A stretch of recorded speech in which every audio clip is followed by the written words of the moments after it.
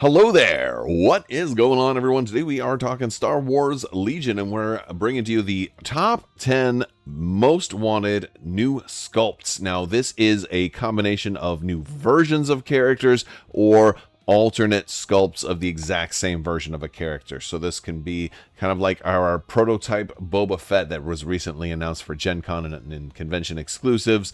How that's another version of Boba Fett, not an all-new version, but in some cases these might warrant all-new versions. So we're talking about existing characters, new sculpts that we want to see for existing characters. Now, obviously, this top 10 list is going to be my own opinion. I want to hear your thoughts down in the comments section below. We are still doing giveaways. We have a brand new giveaway. We actually announced the winner in the last video, so definitely check that out. But yeah, we're going to be starting an all-new round of the giveaway for a $25 Amazon gift card. We also have some promos that we're going to be giving away. We've got foil promos. AMG sent over quite a few of these, so we're going to be giving a bunch of these out. We've been doing these before. We're going to do another round. A bunch of these are going out on Patreon. We're also going to drop some in Discord as well. So lots more giveaways that are happening. So plenty of opportunities to win. And also you can save by checking the links in the description below, or you can save a whole bunch of money. Crabbok 15 is a discount code over at Game Toppers. Save on mats and accessories over at Game Toppers. Amazing play mats, amazing accessories, and get yourself a Game Topper while you're there. Very cool stuff. Turns a regular table into a full-size Star Wars Legion table. Very cool stuff. Also use code Crabbok VIP over at Battle Foam to save 15% off of all of your latest and greatest foam, carriers, Magna Racks, you name it. Head over to Battle Foam. Links are in the video description below. Let's start with the countdown at number 10. Chewbacca with C-3PO. Now, this could easily just be a convention exclusive, maybe online exclusive, maybe limited time promotional version sculpt. But, you know, Chewbacca is one of those characters you can't do a whole lot with. He's always Chewbacca. It's not like, you know, you had Chewbacca wearing a flower costume or something like that. I mean, you could do Life Day Chewbacca, right? But who really wants that? But Chewbacca with 3PO on his back is a pretty cool one. It gives you, you know, again, gives painters an opportunity to add some color to Chewbacca that wasn't there before. Recreates Episode 5, of course, and it could also give you the opportunity to make a mechanically unique version of an all-new version of Chewbacca, if you wanted to do that, of a Chewbacca that benefited a little bit from C-3PO kind of being on his back and saying like, oh, look out behind you. Maybe makes him a little bit more alert. Maybe he gets better defense because he's got 3PO there. Maybe he can confound and distract enemies. Maybe he borrows a little bit of 3PO's abilities. There's a lot of interesting things that Chewbacca with 3PO on his back could do. And it's a fun thing. Also, I want to point out that this list isn't necessarily in the order of worst to best. They're kind of sorted a little bit by faction. They're grouped, you know, with a little bit of intent. So it's not necessarily number 10, as in this was a better or worse one than number 9. Number 9, controversial. Right, this is Hut Slayer Leia. I know some people are like, no, never, don't ever do this. Leave this to the fan homemade stuff. I understand there's going to be opinions all over the place. I also have to recognize that this is an iconic and very universally recognized version of Leia. And I think, you know, they used to call the bikini version of Leia Slave Leia. And I know that since Disney's acquisition, they've been getting rid of terms like the Slave One for Boba Fett's starship and things like that. But Leia has been known as Hut Slayer Leia in this version for quite a while, even going back to the original Timothy Zahn Thrawn trilogy. And it was a very, very cool thing. And I think it's a very excellent way to do it. Carrie Fisher herself talked about this to answer a question from a mother at one point. It's like, what do I do if my daughter sees, you know, Princess Leia in this bikini? And she's like, well, tell him that this guy made me wear it and I didn't like it, so I killed him. You know, like, it's really cool, powerful way to represent Leia. And people are doing this kind of stuff third-party aftermarket anyway, so just, you know, might as well, like, let's not pretend that this doesn't exist. This is an incredibly powerful part of, like, the whole first act of Return of the Jedi. And this was an important part of it. I think it's a cool way to kind of really showcase different versions of Leia. There are a lot of different ways to do Leia, but this one really stands out and could also warrant a very mechanically different version of Leia as well. Now, you also have Boushh Bounty Hunter Leia, which also works for Return of the Jedi and would behave very different from this version, but this is a version that could potentially get incognito. This is a version that might not have any ranged weapons, but might be very, very, very deadly in Melee. There's a lot of interesting things you could do with a version of Leia like this. It'd be interesting, and I'd like to see how it could mechanically work. This isn't the only version of Leia I want to see, but I knew it'd be a little bit spicy to bring up, but I didn't want to put it on a thumbnail because I didn't want to like make you guys think that it was all about this. But I know some people are going to be all over the place on opinions on this one. Let me know your thoughts down in the comments section. Let's talk about Grogu and IG-11. Now, IG-11 has a nanny mode version, but Grogu later rides around in an IG-11 sort of, mech suit.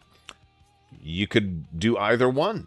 One picture kind of suffices for both, right? But my thought is IG-11's already got that nanny protocol mode. I don't know if it warrants a whole other version of IG-11, like wearing Grogu on him.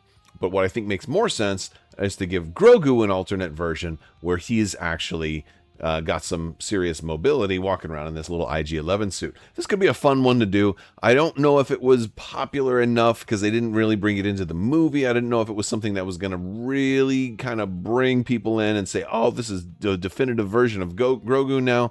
I'm not sure, but it could be a fun alternate version and an alternate way to run Grogu if you give him his own mobility and maybe he can actually run as his own unit.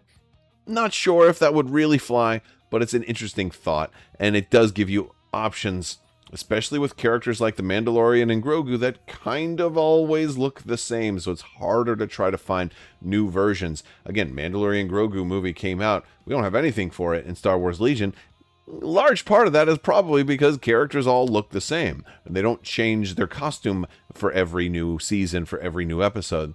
Whereas in some franchises that happens. And I respect them for doing it because it helps keep certain characters iconic. But at the same time, in gaming, sometimes it's cool to have a different version. And this is a way to do that for that. So that's my thoughts. Maybe this one should have been at number 10. I don't know. But I wanted to group them a little bit differently and have a little bit of a flow to it. All right. Next up, Darth Vader coming down. Darkness Descends style. On the TIE Advanced. We saw this in Star Wars Rebels. It's one of the most awesome, badass scenes we've ever seen. I don't know if it's different enough from some of the Vader poses that we have already. This would potentially, though, be a really cool convention exclusive / possible diorama mode. And here's why I brought it up in here, because we are getting starfighters in 2027. So granted, a TIE fighter is supposed to be coming first for the Empire, but it doesn't mean they couldn't also do a TIE Advanced at some point. And if they're going to do a TIE Advanced, let's put a version of Vader that actually mounts to the top of the TIE Advanced. Maybe give it an alternate way to play. Maybe instead of just making it a new cool pose for Vader, because frankly, Vader has a ton of alternate poses. He's one of the most represented characters in the whole game. I think he's tied for first place with a number of unique sculpts. Vader's really cool like that. But maybe if he was coming down on his TIE Advanced, he would be mechanically different. Maybe he'd be the first starfighter that can just go straight down and doesn't have... that was what the command card was supposed to do. And, since they changed Infiltrate, he can't just drop down anywhere in the middle of the board, in the middle of the game anymore, and things like that. So, it's not mechanically the same as when it was first introduced, but it could evolve into something new. So we move on to our next one. It's also a version of Darth Vader, battle damaged Darth Vader. Now this was one that could just be an alternative sculpt. It doesn't have to be a mechanically unique new unit, although it certainly could be. But I think a lot of people would love to see a battle damaged version of Darth Vader. I think it's a cool way to make the costume actually give you something new to do when you're painting a Darth Vader. That's one of the problems with all these different Darth Vaders. And while it's fun to paint Darth Vader, it's also mostly black. And how many shades of black can you use? With a little bit of, a few dots of red, maybe a dot of green or blue, and then a few dots of chrome in there. It's not.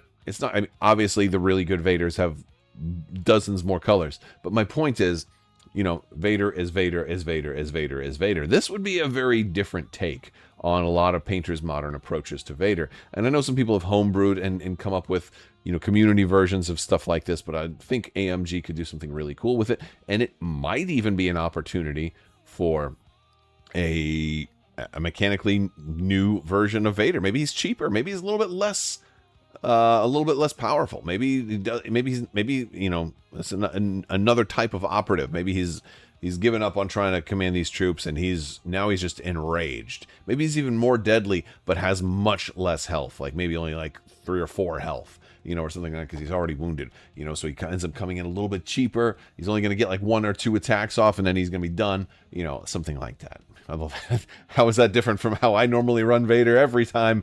I don't know. He's usually dead right away anyway. But yeah, because I'm very aggressive. That's the joke. Okay. Let's move on. Mandalorian, Obi-Wan Kenobi. I mean, this one, I know people want this one. I've wanted to see this one. Just makes sense, right? Especially with all the Mandalorian stuff lately. Yes, and double yes. But I feel like this is a great opportunity to be a mechanically unique version of Obi-Wan Kenobi that could actually have Beskar stuff. I don't know. I mean, like, he's already immune to Pierce, so maybe he doesn't need to be mechanically unique. You know, it could easily just be an alternative sculpt, but he could have the jetpack also. I don't know. It's like you could give him speed 3, maybe. Yeah, it's I don't know if he's proficient in it though, so maybe you wouldn't have to. Maybe you could just get away and say, you know what, you're just as good with the armor as you are without it. We don't need to make it mechanically unique. It could just be a convention exclusive. They have already done a convention exclusive Obi-Wan Kenobi at Essen a long time ago, but it doesn't mean they can't do any more. For example, look how many Darth Vaders we've had that were convention exclusives. There have been more than one. So we could get an alternative version. Could be limited edition version. Could come in again. Alternative sculpts don't have to be convention exclusives. I realize I've said that because that has been probably the most common way we've gotten alternative sculpts that are functionally the same, but they can also be a special edition or a limited edition miniature that comes in an army box. You know, like they've done with Blizzard Force and the Echo Base Defenders and the Mandalorian army box and stuff like that. So there's options, you know, of lots of different ways to make him available to everybody. It could be a cool thing to do. Moving up, we're still in the Republic here, especially if we ever get Gungans. We're going to probably need an entire Naboo battle force, and that's a great way to do a different version of Padme Amidala. We don't necessarily always need her as she appeared in Attack of the Clones. We could have her in, of course, Episode 1, Phantom Menace version. I mean, we got to have Qui-Gon, we got to have Jar Jar eventually, right? What say we also get some Naboo? I know a lot of people who are like kind of on the fence about Gungans, but feel a little bit more about like a Naboo battle force instead of a Gungan battle force. And if you're going to get a wider Naboo battle force, which definitely seems like it makes sense, a Queen Amidala version would be a cool thing to do. It'd be a really cool option for painters, and it was a really cool model in Shatterpoint. So I don't see any reason why we couldn't kind of borrow a lot of that stuff and bring it over into Legion as well. Since, of course, Episode 1 did give us a full-blown one army versus one army massive battle, you know, and she was a part of it. So it's a cool thing to do. I'd love to see it. All right. Moving on, R2-D2. How about alternative sculpt for R2 with those little rocket jets? You know, like R2's kind of boring. They did something cool in Shatterpoint that I also want to mention is like they had him on Jabba's sail barge. You could build him where he was serving drinks. I liked that version also, and that's also a good one. But I wouldn't mind seeing him. Like they like to do, AMG likes to do like blast off effects. He's got the blast off battle card, right? Like so you've got or you know command card rather. You've got all those different things. It could work. It could be a cool alternative sculpt. R2's a cool little droid. So that would be a fun one. Moving on. Asajj Ventress with hair. Dark Disciple era Asajj Ventress. This would be a fun one. First off, I love Asajj, but I love her way more after reading Dark Disciple. Incredible book, by the way. If you haven't already, highly recommend it. And of course, the picture here is from her showing up in the Bad Batch, which was a very interesting thing. You know, very interesting thing. So Asajj Ventress still alive. Who knows what the future holds for Asajj Ventress? But yes, she's got hair now, and it's cool. Can I speak to your manager cut? So it's definitely a thing that's going on. Although she doesn't need to speak to the manager, she just gets she gets the best service every time. And she gets the employee discount every time. She doesn't even have to ask. As a matter of fact, Asajj, your lunch is taken care of by the house. So Yes. Moving on to the number 1 spot. If you haven't guessed already from the thumbnail, Spider Mall. Spider Mall, Spider Mall does whatever he wants to. All right. Come on. This would be the coolest thing ever. This would be the absolute coolest. Like, AMG could do some wild and crazy stuff with this. I feel like it would have to be a mechanically unique model, though. I've done some mock-ups where they kind of have one base that has a tactical rock that's massively huge and extends beyond the base, and maybe you have him perched on it, and you could still potentially run on one base. But no, Spider Mall needs to be a much larger base. He needs to be a, you know, even if it's just a diorama, it'd be cool. But like Spider Mall would be really, really fun. I've seen Star Wars Celebration, like Regal Royal Robot, or I think Sideshow Collectibles, or somebody had you know, they've done, plenty of companies have done that make collectibles and stuff, have done versions of Spider Mall, and the way that he is posed in a lot of these is really cool. There's a lot you can do with this many appendages, and there's bits all over the place. And that raw primal, the longer horns, and the insanity, and the things that you can do with a model like this, it'd be really cool. And I think this would be a really fun one for the folks over at AMG to sculpt and to create, and how they kind of justify it. Like, what would he actually do on our tabletop? Would he be his own unit? Would he be, you know, or would he be a whole, like he's completely lost control and he's rampaging around, and maybe it's a scenario where it's like your whole arm, or like maybe a small like recon army versus Spider Mall, you know, or something like that. I don't know. But no, he'd be really fun. So I'd really love to see what they could do with this version of Maul. It's very iconic, and I think people would go kind of nuts for it, and it'd be really fun to paint on top of that. So those are my top 10 alternative sculpts that I would love to see in Star Wars Legion. Let me know what I missed, what you want to see next for Star Wars Legion. Stay tuned for some really cool stuff next week. We are going to be spending a lot of time with StarCraft, the miniatures game, especially with Wave 2 next week. So make sure you are subscribed. Don't click that bell so you don't miss out on any of the cool stuff that is coming. And I will talk to you guys later. I want to thank you all so much for watching. Big thanks to my patrons. You guys are absolutely amazing and help make this channel possible. I will talk to you later. May the Force be with you. Live long and prosper. Be excellent to each other. Party on, dudes. So say we all. And always wash your socks.